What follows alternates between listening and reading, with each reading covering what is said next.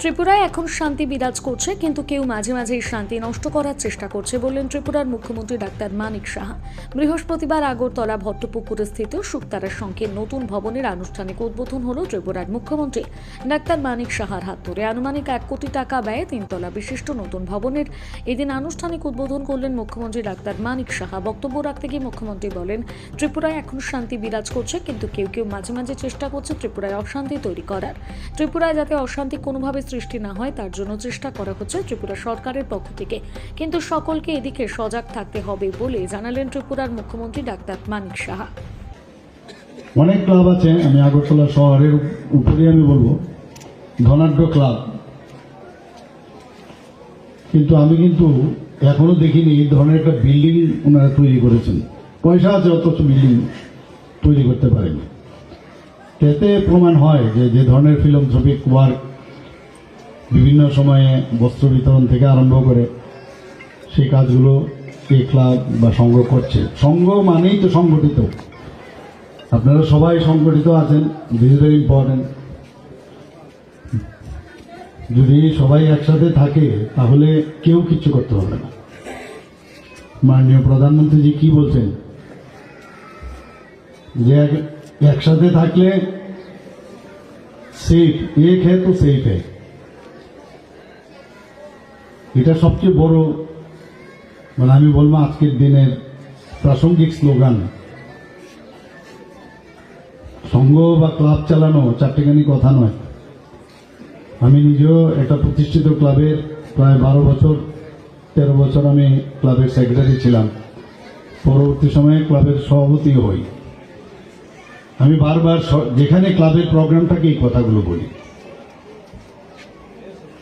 যে ক্লাব চালাতে গিয়ে যেসব সমস্যা ক্লাবের মধ্যে আসে, কারোর গার্হস্থ্য সমস্যা, কারোর পারিবারিক সমস্যা, কারোর সীমানা নিয়ে সমস্যা, এগুলো একটু বড় আকারে, আর্থিক সমস্যা, এগুলো বড় আকারে এখন আমরা যে জায়গায় আমি আছি সেই জায়গায় কিন্তু ওই বড় আকারে ওখানে আসে। তো এই ধরনের বেস যেহেতু অভিজ্ঞতা আছে, তো রাজ্য চালাতে গিয়ে অনেকটা আমার সুবিধা হয়ে গেছে। এবং এই ধরনের মিনিয়েচার ফর্মে এই ভট্টপুকুরে কিন্তু এটা মিনিয়েচার না, এখানে কিন্তু একটা বড় বড়, কিন্তু এখানে যদি দেশের কথা ভাবেন, রাজ্যে এটা miniature form of the government.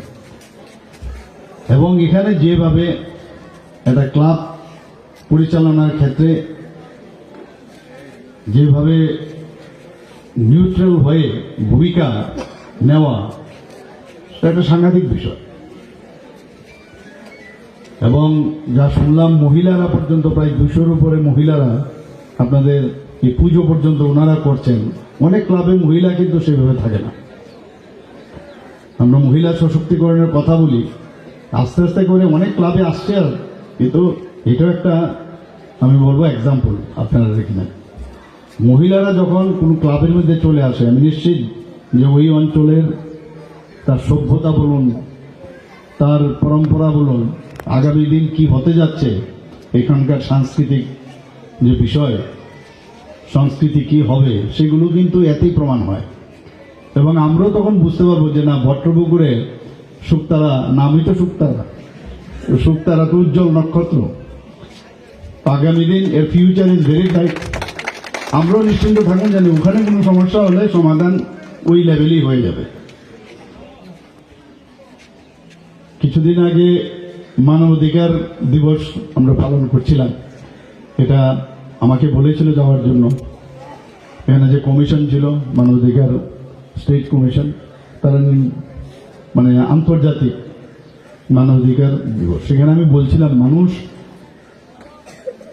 শেষ প্রাণী জগতের মধ্যে, যে মানুষ সমস্ত পশু পাখির পরে মানুষই জন্মায়, আর সেখানেই মানুষই কিন্তু সমস্ত অশান্তি সৃষ্টির কারণ, এবং সেখানেই মানবাধিকার লঙ্ঘন হয়। আর ইনবর্ন কিন্তু মানুষ কিন্তু চায় আমি শান্তিতে থাকি, আমি order of the day, order of the life আমি চলতে চাই। কিন্তু আমাদের মধ্যে কিছু মানুষ আছে যারা ডেভিয়েট করে নর্মাল লাইফ থেকে অন্যদিকে যাওয়ার, তখনই মানবাধিকার